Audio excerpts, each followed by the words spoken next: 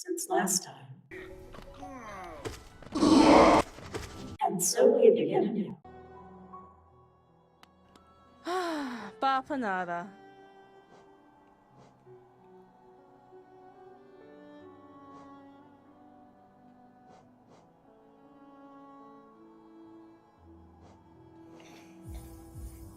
Okay.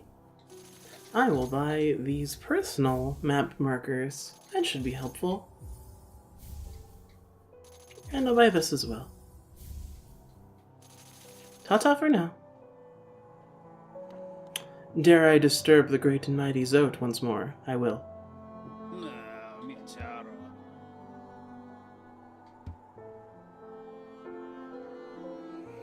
Well, I don't live here, though.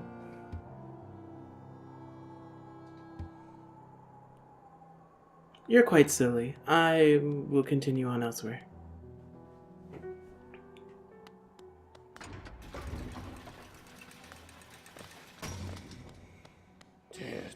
The stag beetle will be my only friend. And he'll be significantly louder than the audio normally, forcing Lily at a later date to do more audio editing.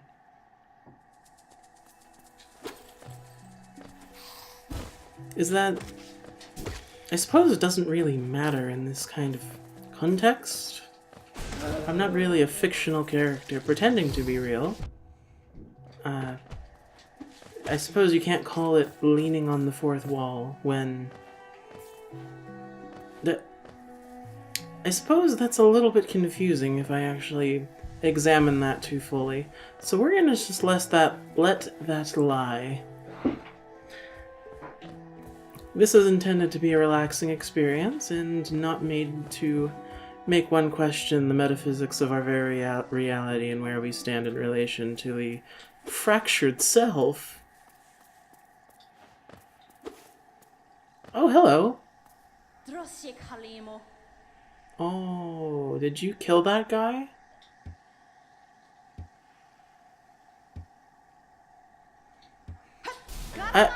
Oh.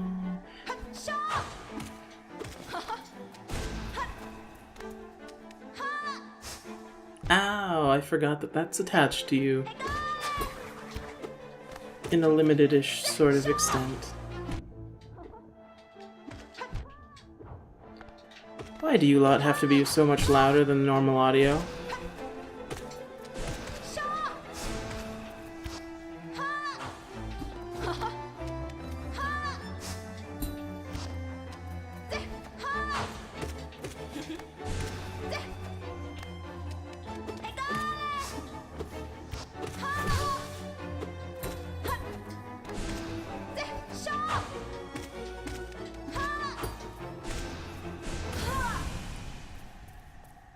Oh good, I didn't kill you.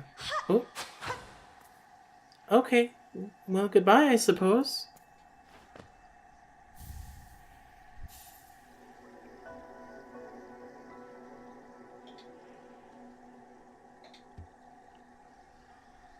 Splendid. Now I have the ability to dash. Oh?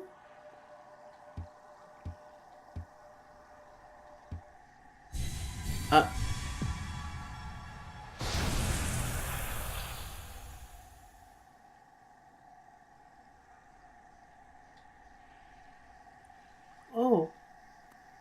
Well, okay, I suppose.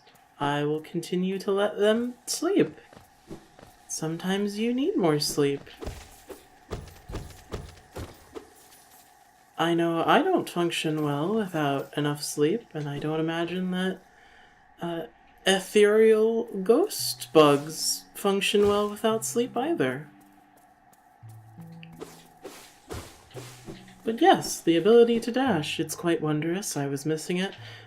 And perhaps in some occasions I was accidentally hitting the button and dashing and making noise. Ow, you're not a friend. I'm gonna leave. Oh, hi. Did you know that there's a hostile person outside?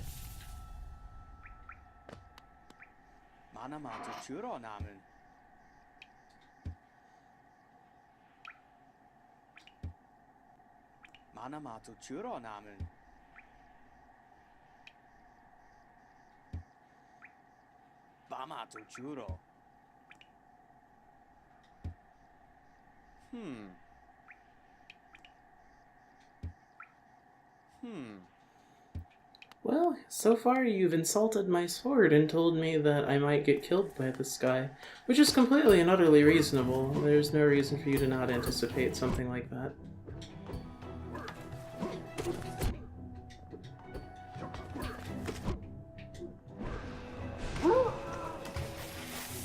Oh. Well, I killed him. What do you have to say of that? I committed another murder. Nothing. Cold as ice, that one.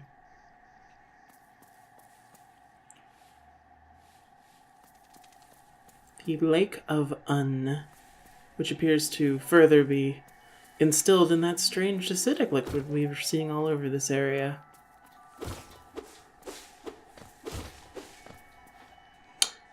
See, that name is somewhat familiar to me, because what it makes me think of, and this is going to be a little bit of a tangent, but or a lot of a bit of a tangent.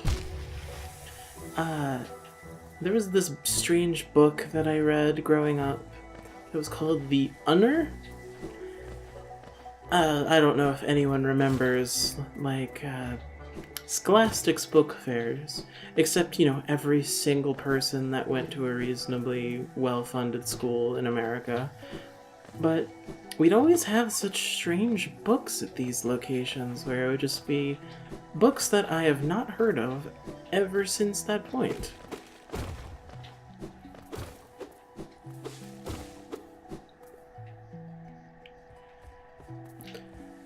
So anyway, that solves our little navigatory problem. Problem. This is why I don't attempt to correct myself, as it just makes things worse. But I feel like there was something very special about Scholastic's book fairs, just due to the fact that they kind of have that little moment of child freedom where you could buy whatever interested you in a given moment, and there was never any issue with that. You just kind of did it.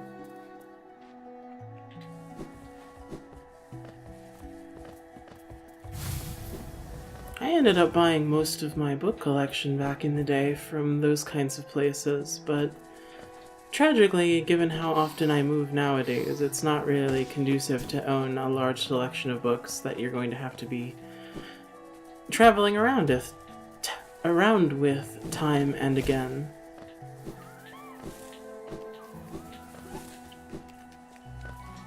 I think at one point, when I had gotten excruciatingly bored, ouch, that's very cheeky. When I had gotten excruciatingly bored, I ended up weighing all of the books that I owned, and it was something like quite literally about 700 pounds in literature. Of course, that's not counting things like indexes and encyclopedia. Encycloped? I'm not exactly sure what the plural of that word is, but let's just assume that encyclopedia is the most correct way at the moment. But yes, I actually used to read a great deal when I was younger, and it's something that I've sadly kind of fallen off on, just due to the fact that there's only so many hours in a day. Has anyone read any good books at all? I do find that they're a pretty good diversion if you don't feel like... Well, entertainment can be a lot of things, right?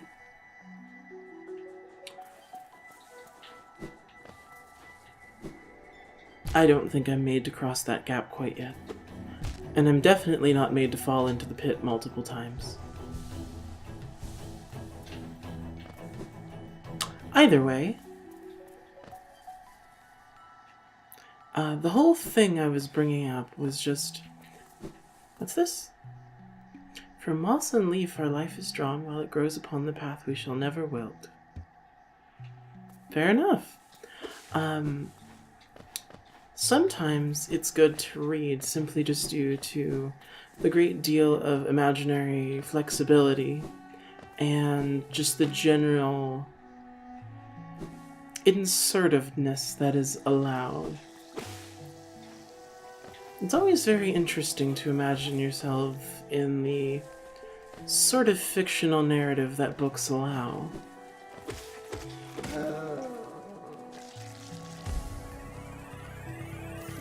I'm always a fan of fantasy, personally.